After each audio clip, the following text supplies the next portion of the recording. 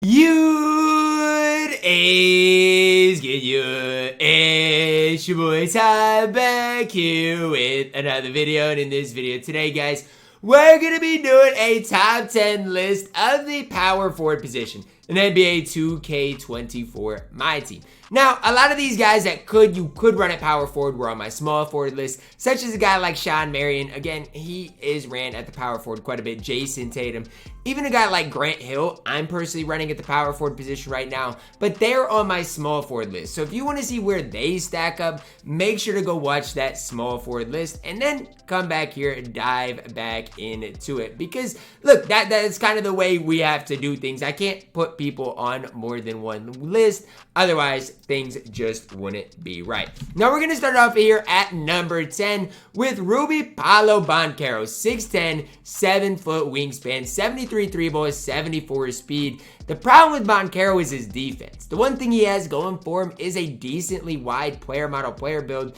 but overall, I just do not love him. And again, that's my kind of opinion on things.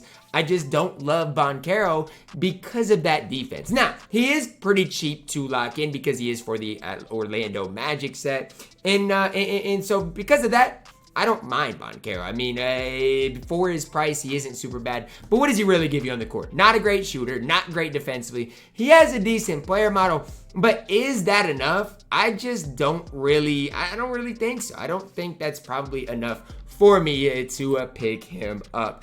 At my number 9, we're plugging in No9 Al Horford here, 6'9", 7-foot wingspan, 83 3-ball, which way better than Banchero, Hall of Fame Claymore. But again, his release, it's okay, but defensively leaves a lot to be desired, especially on the perimeter. On the interior, he is going to get you stops. Good interior, decent block rating, and even his rebounding stats are pretty solid. The one thing I like about Al Horford are the defensive badges. I really do like him defensively. He is really, really solid. But at the end of the day, the 59 speed holds him back a little bit, and I can't put him any higher.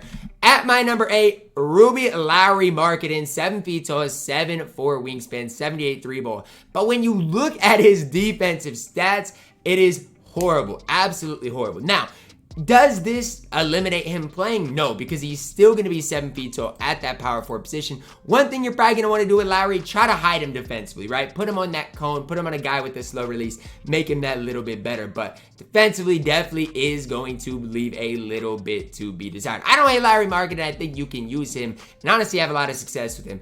I just don't necessarily love the defense. When I'm seeing no defensive stats above a 70, it is a little bit concerning. Cracking my top 7, this is when things start to get really interesting. Julius Randle. I really wish I could put Julius Randle higher. I mean, honestly, that's kind of my personal opinion on things. I wish, you know, he could be a top 5 power forward. The one thing holding him back is he's only 6'8", right? If he was a little bit taller, he would be even higher. But, I mean, only 6'8", can't really do it. Defensively, he's fine. Not great, but fine defensively. Offensively, has some cheesy post moves in there. And again, his release is super easy to time and super easy to green. From top to bottom, I feel like it's kind of hard to beat Julius Randle. There are cards that are better than him, but mainly just because they're taller and a little better defensively. Offensively, Julius Randle is one of the best overall players on this entire list. Coming in at my number 6, Chris Webber. Now, I've never really used Chris Webber, but I've played against him a lot, and he's a really complete power forward. From top to bottom, his release is solid, really solid. The 73 ball is pretty low, but again, if you do apply a shooting badges to it, it's honestly just fine. And again, decent speed, really good rebounding. Post moves are fine as well. Is he great? No, there are definitely plenty of power forwards I do prefer to him. But his rebounding is good. His size is good. He can knock down shots. I like his release. Chris Webber, a pretty complete power forward in my team. The problem is you got to lock in all of these cards for him. So that's, I mean, again, the big red flag for me and Chris Webber, which makes him ultimately not worth locking in. But I still don't mind Chris Webber coming in at my number 6.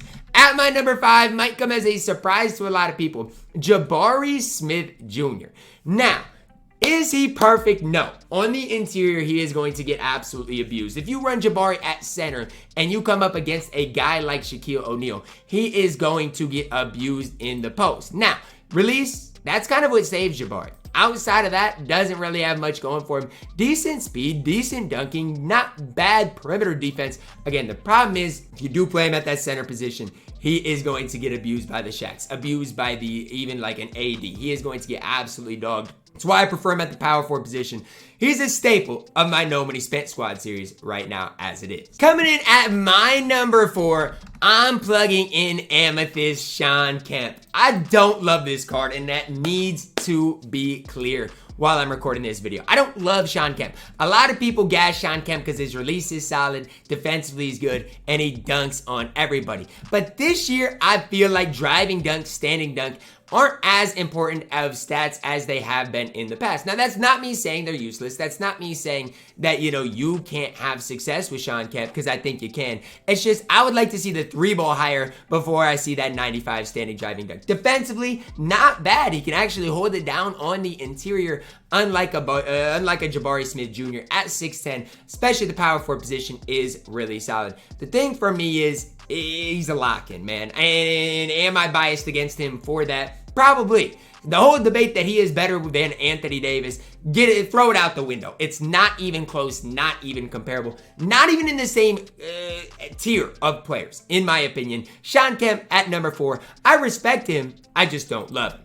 At my number 3, we're plugging in Ruby Giannis Antetokounmpo. Now, I want to do something for y'all. Compare Sean Camp, even when he's Evo, to Ruby Giannis. Look at the badge count, 37 to 18. That's one of the main reasons I have Giannis higher than Sean Camp. Another reason, way better on the perimeter defensively.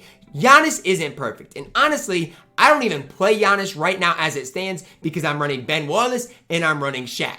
And so he just really doesn't fit with those guys. I still really do like Giannis though. 7 feet tall, 7'4" wingspan, great badge-wise. I think he is a top 3 power forward as it stands right now in my team. And if you bought the Pro Pass for $10 or the Hall of Fame Pass for $20, you got rewarded with Giannis Antetokounmpo in my team. I'm a really, really big fan of him from top to bottom.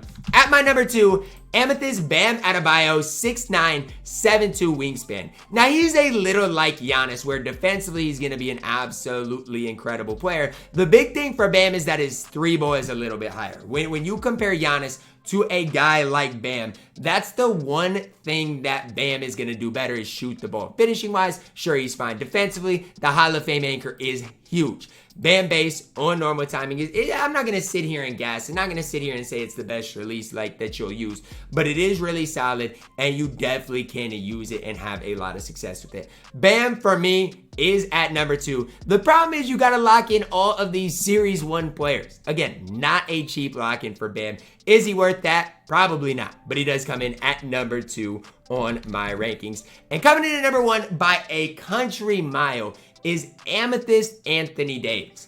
Now, here's the big deal, okay? With Anthony Davis, when I'm looking at things, he's by far the best power forward, and it's not even close, not even remotely close, not even in the same tier of players. No, Anthony Davis is a tier above Bam. Like, I'd even go as far as saying like A tier, S tier. Like, they are not even in the same realm of players. Anthony Davis can do it all on the court. 74 3-ball, great defensively, offensively, really solid, can abuse people in the post, can stretch the court. There are no downsides with Anthony Davis. When you talk about complete power forwards, it's Anthony Davis in a tier of his own. I need to know your guys' thoughts on my power forward list down below in the comments. Again, Sean Marion, I'm just going to go through these quick. Where would he be? He'd probably be at like number 3 or 4. Jason Tatum, again, 3 or 4. Grant Hill, probably in that same tier. I really do like Grant Hill. If you want to play Scotty at the 4, you obviously could. Pau Gasol, probably going to put him on my center list. But you can make a case for a lot of these guys that didn't even make the list. Even if you wanted to, look at it like Cam Whitmore at the 4, even Thurl Bailey could probably make the case for those guys as well. Let me know your thoughts on the list. Drop a like on the video, subscribe if you're new, and as always, man, I love you guys, and have a blessed day.